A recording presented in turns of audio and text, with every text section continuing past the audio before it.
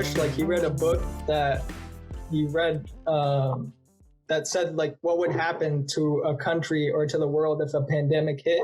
I forget the book's title, but he read that, and during the presidency, he listed a bunch of guidelines stating like everything to do when what happens, like wearing masks and getting tests, like all of that is stated already before any of this happened. Like a decade ago, he did this.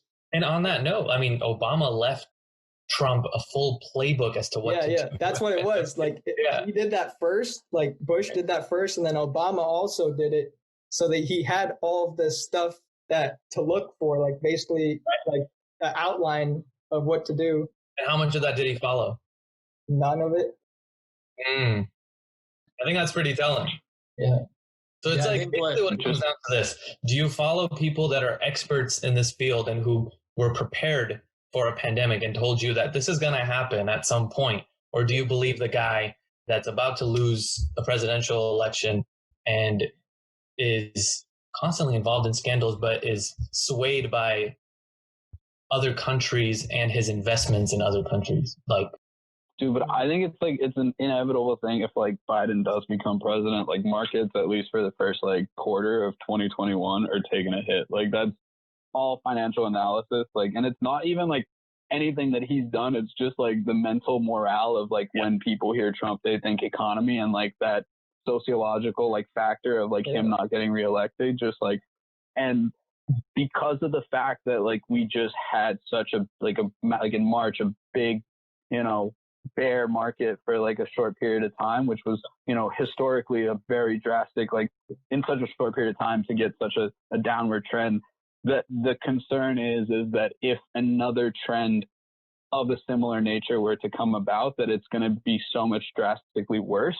That's like, at least from a lot of like an economic standpoint, that people are very worried. Although like, you know, the biggest thing I think with Biden, like I saw it was on like MSNBC or something, it was the tax rate, and it was the difference between the marginal tax rate versus like, you know, the effective tax rate, and like people lost their mind because they were so like uneducated and naive to see that like, oh, Texas or, you know, California has a 64% tax rate, but little did they like emphasize that that's like on $400,000 plus in, you know, income and taxes. So so it's like, so like on that note, like I'm glad you brought that up. Like, people are so ignorant as to like what exactly is happening a lot of times. That tax rate, so like 50 Cent commented on it. You guys may have heard about that. Yeah. Like, he's like, this shit, I'm gonna move to Canada. 25 cents. He like didn't fully so he is actually a top earner, right? And so he was like, oh, that tax rate, the 62%, whatever he came up with, is like the top 1.2% or something. That's who gets taxed on that rate. I'm like, and people that are making just above 4,000 or 400,000 per year, like your tax rates will barely change. It's a staggered rate. It changes. The higher you make, the higher you're going to get taxed, which is common sense for the most part. And Biden literally just said, all I'm going to do is implement what Obama already had, the functional tax rate that he had under Obama, for the individual tax rate at least.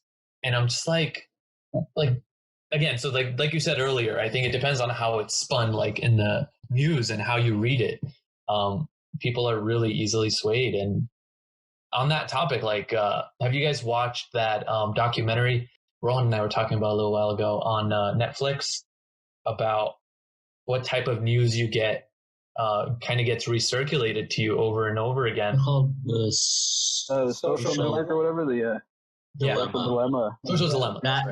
I deleted my apps for like 3 days, dude. I saw that shit and I was like, you're collecting too much stuff on me. I turned that. You know what? I actually off, and then they mentioned. I already knew that shit.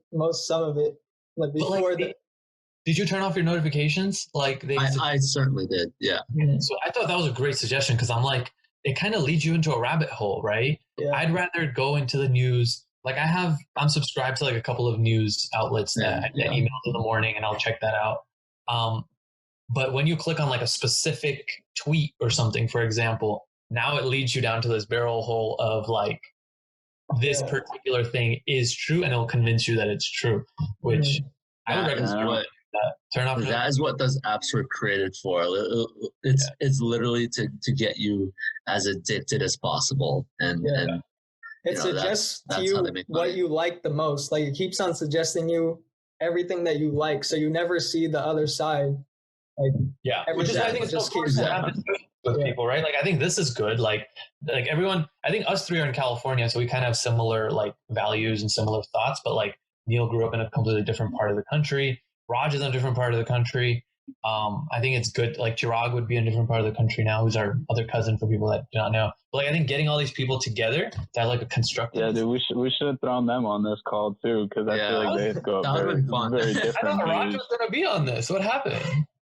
I don't know. Dude, it'd be chaos if Raj was on this shit. He would have shot all these ideas down. Like you would have them combative. I was like, debate. Oh no, that's a Republican, dude. Like, bro, no, dude, I got like pretty fed up. Like it was just like there were certain anything that it just shows like how polarized like things are, because like anything that you like do pro Biden or like even remotely like a policy that you can like say, oh, this is like interesting, or like it's just like immediately like makes people think like, oh, like you're, you know, so pro Democrat that you don't like respect anything that like any conservative values or whatnot. And so it's they'll be like very polarized. You're a liberal.